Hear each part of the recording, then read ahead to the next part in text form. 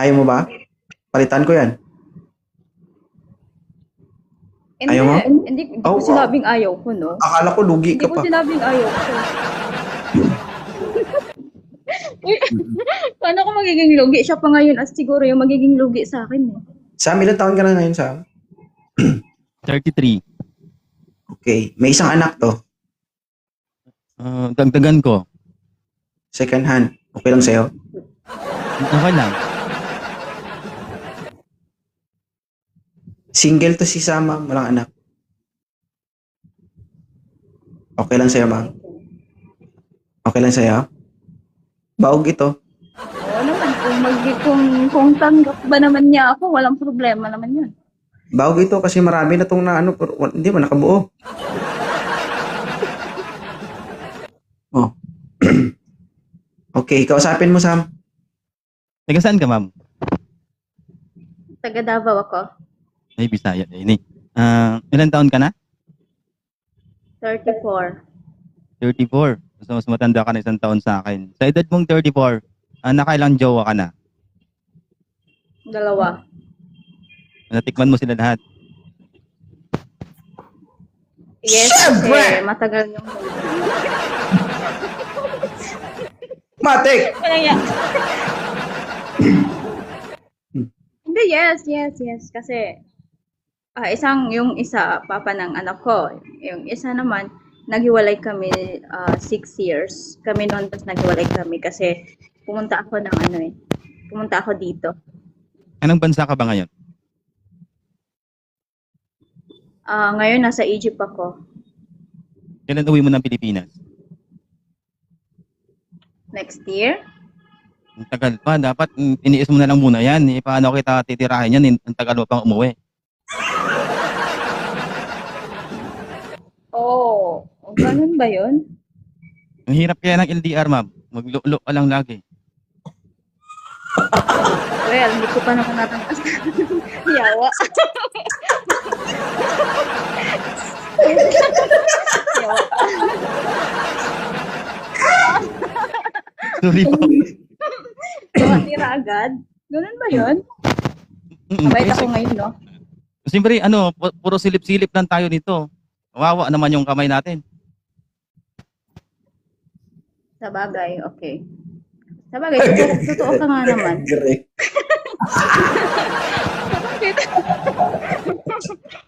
Alo, kaya baka pumunta yung mga friend ko dito, hindi. Saka ka na maghanap pag Okay. yung 1 month, tapos 1 month pa na, tapos uwi ka na ng Pilipinas, ganun ka dapat maghanap. Iyan, tagal mo, year pa. Makupalan man kamot. Ito Parang namang isa. ayoko. Gusto ko siyang makausap Kuya Sam naman eh. Gusto ko makilala yung lalaki kung gaano siya katyaga, ganun. Pero kung hindi naman niya ako tsatsagaan, okay lang naman yun. Eh ma'am, sa edad ba natin ito, 33 ka, 34 ako? Oh, nasa tamang edad na tayo. So, hindot agad. Alam ko, Hindi sa edad kasi. Yun, alam ko, kaya ako naghahanap ng ng para seryoso. Pero seryoso naman talaga ako sa mga karelasyon ko. Parang nagkamali lang kaming dalawa. Siya yung nagkamali, hindi ako. Kasi ako nagkamali ako kasi nangarap ako para sa anak ko. Pumunta ako sa malayo, ganun. So siya, nagkamali siya kasi nakahanap siya ng mas malapit sa kanya.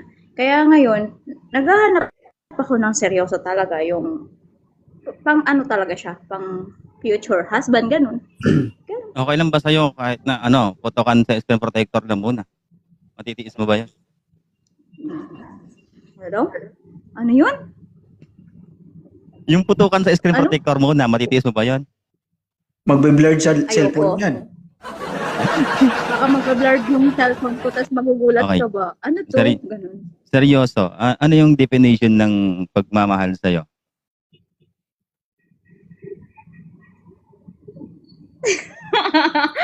Okay. Yung definition ko sa pagmamahal, anong red flag? Sige, magbasa ka ng comment. Sorry. Sorry. Hindi, gusto ko talaga ng seryoso.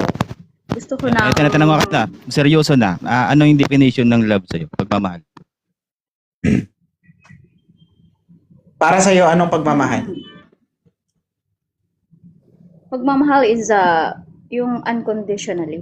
Ganun. Yung kaya niya magsakripisyo para sa akin. Ganun. Baka Kaya puro niya salita, gawin. baka puro salita ka. Alam, marami na ako nakilalang ganun. Pumitaw ng salitang ganun, pero hindi naman kayang manindigan. Well, kilalanin mo muna ako, kuya, para masabi mo, tsaka Dun, makita mo. Kasi lahat ng mga kaibigan ko, alam nila kung paano ako magmahal. Bakla ako magmahal, kuya, pero ngayon, parang natuto na din ako sa love. Parang natuto ako Ilang- na hindi pala lahat kaya ibigay mo lahat, tas mamahalin ka na, mag-stay siya. Yun yung natutunan ko. Baka sa ngayon. konting problema lang, bibitaw ka na. Hindi mo naman masasabi yun pag hindi mo siya magiging partner. Baka pag merong chismis na konti, ang iiwan ka na. Parang ako ata yung iniiwan na ganyan na. Okay. Hindi ako ganun. Marunong Hindi ka ako ganun. magtiis.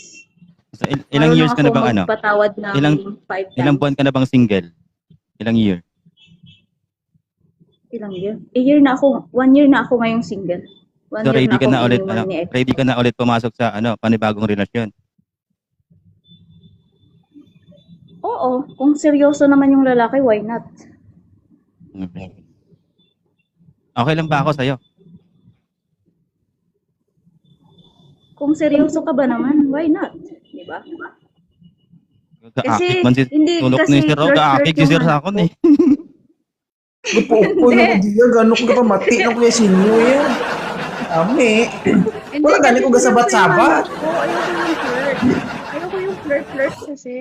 Totoo yun. Ayoko yung flirt kasi naranasan ko na yung if-flirt ka lang, tapos hindi ka pala kayang i-pursue. Yung alam mo yung ganun. Ano yung gusto mo sa isang relasyon? Public o local lang? Siyempre, siguro public naman or ayoko kasi ng low-key. Hindi ako Bakit? naglo-low-key. Since alam mo nakadalawa ako pero hindi ako naglo-low-key. Ayoko kasi parang feeling ko pag ilo-low-key ako, mayroon siyang ibang pinoprotektahan. Yun yung feeling ko ha. Yung feeling ko. Kasi may trust issue na kasi ako. Okay, bigyan kita ng overview, Kali. Sa kagaya kasi ni Sam, kumbaga, open through social media. So, kung siya maging boyfriend mo, dapat matindi din yung tolerance mo sa sarili mo. Kasi merong babaeng sisira talaga sa inyo. Gets mo ba? Parang kagaya ko. Yes. Kung ano yung ginagawa ko, ganun din yung ginagawa nila. Ngayon, nakadepende sa yun kung gaano katatag yung isip mo. Katatag yung paniniwala mo, natutuo siya sa'yo. Ganun yun. Kasi kumbaga lagi kang nakikipaglaban sa sarili mo. Lagi kang nag-iisip, baka meron na to. Lalo hindi kayo magkasama. Diba? So, tapatin na kita. Sasakit yung ulo mo sa kanya. Hindi, ito. Ayoko. Ako nga, asawa ko nga, Ayoko masakit. yung mag-overthink ako araw-araw. Ayoko. Hindi, huwag kang Kasi magmahal. overthinker ako. Okay na, huwag kang magmahal. Hindi.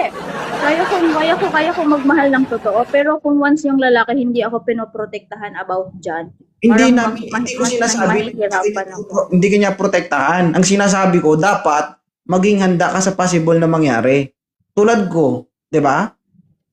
Kung sino-sino yung nakakausap ko, dapat handa ka dun. Tulad niyan, yung buhay ko na sa social media, ganun din siya. Parehas kami. Ngayon, kung sinasabi mo, ikaw, ayaw mo mag-isip, ayaw mo mag-overthink, huwag ka magjowa. Ba't ka magjojowa? 'Di ba? Tandaan mo, lahat ng nagmamahal, nag-overthink yan. Nagigets mo? Yes, yes. Desisyon. Toplok o toplok? Ayoko. Pwede ba, kasi parang, sorry Sam, alam ko gwapo ka, pero ayoko sumakit yung ulo ko, Sam. Tsaka sasakit din yung ulo mo sa akin kasi mahirapan tayong dalawa kasi selosa ako, ganun. Diba, Sam? Tsaka, alam mo, ayokong sabihin sa sarili ko ulit na pinagtagpo lang tayo pero hindi tinadhana. Yung ganun. Pero kasalanan naman nating dalawa kasi bakit natin pinilit if hindi nga tayo tinadhana. Di ba? Alam Hindi mo kasi- naman siguro yung point ko, di ba? Sa buhay namin kasi mahirap talaga eh. Mahirap talaga kami intindihin. Alam ko. Minsan kahit Kailangan wala talaga kami yung ginagawa, mahabang sa isip ng tao, may ginagawa kami. Tama ba, Sam? Pero wala tayong magawa eh. Siyempre, hanap din kami ng makakatanggap sa amin. Yun lang yun. For issue kasi buhay namin, ma'am eh. For issue, kahit na wala kang ginagawa, ni-issuean ka. Eh, kadalasan, involved yung babae.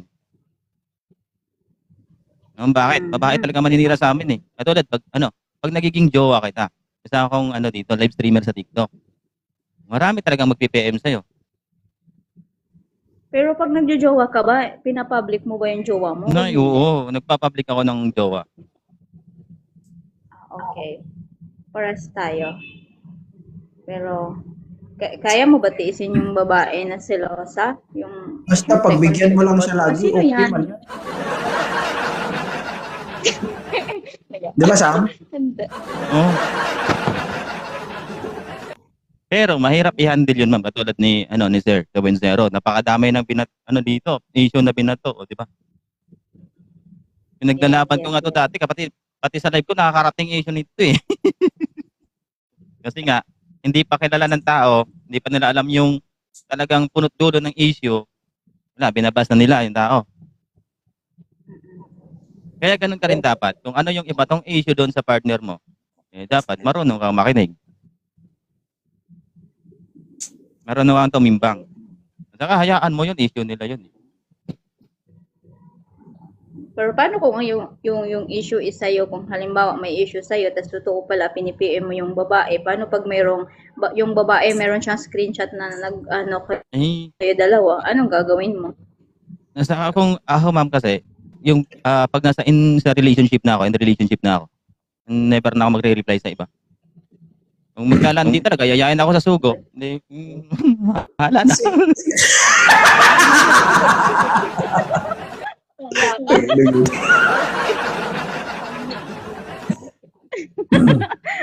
Sige.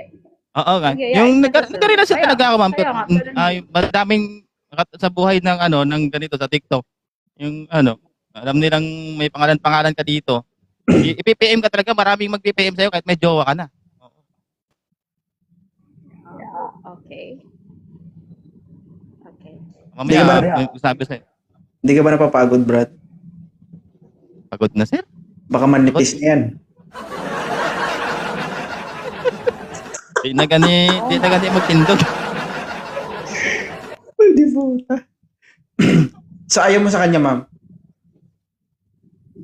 Kasi parang hindi ko kayang i-handle pag ganun. Dako na. Basta gusto mo. Wala Pero ma'am, naman lahat sa na akin yung crisis. lahat na nakatikim nito na-satisfied naman. Binabalikan nga eh. Well, hindi naman yan sa ganyan. Hindi naman sa ganyan kasi eh. Yung gusto ko kasi yung consistent na ba? Yung alam na niya kung paano. Naintindihan naman niya- kita kasi naintindihan naman kita. Pero napakahirap po talaga pasukin yung pagrerelasyon. Lalo na yung partner mo is nasa social media yung buhay. Dapat maging handa ka talaga doon. Yes. Dapat kailangan maintindihan mo siya. Kasi hindi kanya maibigay yung oras lahat sa'yo. Kasi nga, siyempre, kumikita siya doon sa social media. Siguro, ganun. Lalo na, halimbawa, ako yung magiging jowa mo, magkaiba yung oras natin.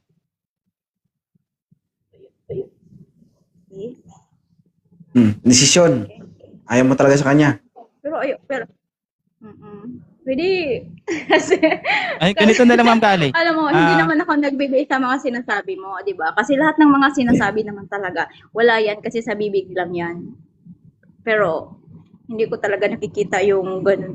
Alam ko, ayoko talaga sabihin ulit sa sarili ko na pinagtagpo, pero hindi tinadhana. Ganun, ayoko. Makita, ayaw mo ba sa kanya? Oo, ayoko. Gwapo siya ha, pero ayoko. Ganito na lang, ma'am. Sam. Okay lang, ma'am. Okay lang yun. Naintindihan naman. Kaya ibiganin mo na lang ako para ma-observe mo ako. Baka sakali magbago yung isip mo. Pwede naman yan. Sige, ipa-follow kita, Sam. Kaibiganin kita. Wala namang problema. Thank you, sir. Thank you. Sige, sige. Thank you, salamat. Thank you, sir. Thank you, sir.